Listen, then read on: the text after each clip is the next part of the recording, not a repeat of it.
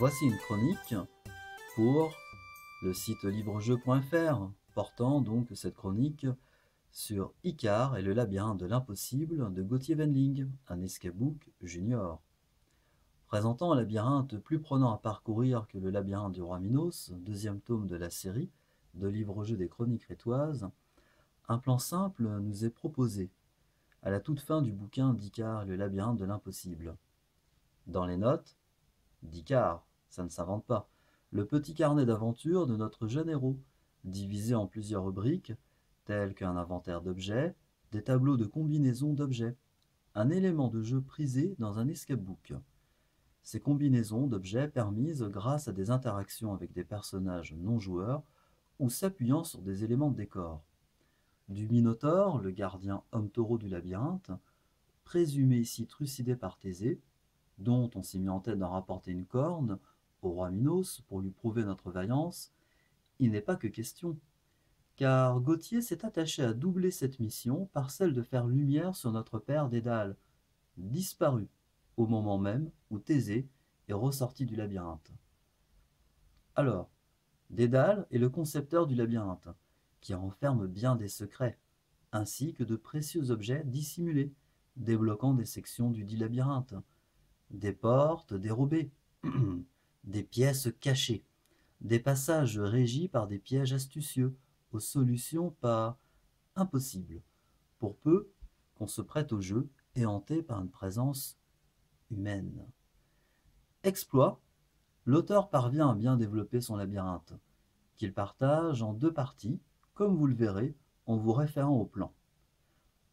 Et donc, en très peu de paragraphes, c'est développé. 100 au total, sachant qu'avant de pénétrer dans le dédale du Minotaure, Icare doit en trouver l'entrée et se préparer à l'aventure qui l'attend au fil de quelques allées-venues rapides, rencontre de gentils personnages sur l'île de Crète, l'objet d'un premier plan numéroté.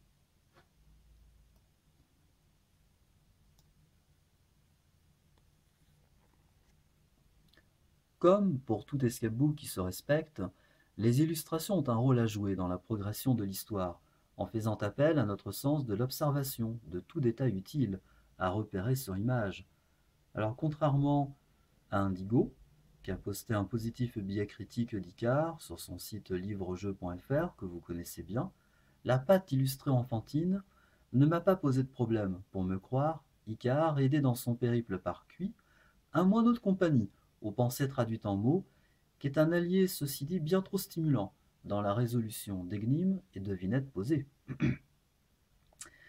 Je conseille alors aux lecteurs plus âgés de ne pas lire les rectangles d'informations donnés par Cui pour élever le curseur de difficulté, annoncé en quatrième de dos de couverture moyen. Là, on peut donc l'élever à difficile. En écho à la malice grande de Dédale, notre père, de s'être offert des échappatoires dans son labyrinthe, pour ne pas être une victime de plus du tyran monarque Minos, la créature du dit labyrinthe, le Minotaure, malgré qu'elle en impose, possède son talon d'Achille. Si Icare, auteur lui-même de belles inventions, d'un cerf-volant, tiens donc, est le digne fils de son ingénieur de père, il va marcher dans ses traces et trouver les intelligentes solutions pour terrasser l'impossible Minotaure, tout aussi bien creusé qu'autre personnage de l'histoire. Tout bon livre interactif possède une bonne chute, et c'est le cas de cet escape book junior qui surprend jusqu'au bout le lecteur. Pour conclure, si la difficulté est loin d'être insurmontable, j'essaie de me situer du côté de l'âge auquel s'adresse Icare, 10-12 ans, qui reste en tête lecture finie, et permet d'être un chapitre inédit, pas qu'un de plus, sur de fameux mythes grecs tournant autour de principales figures, Thésée, Dédale, Icare, le Minotaure, donnant lieu à une nouvelle belle histoire contée avec inventivité par Gauthier Wendling.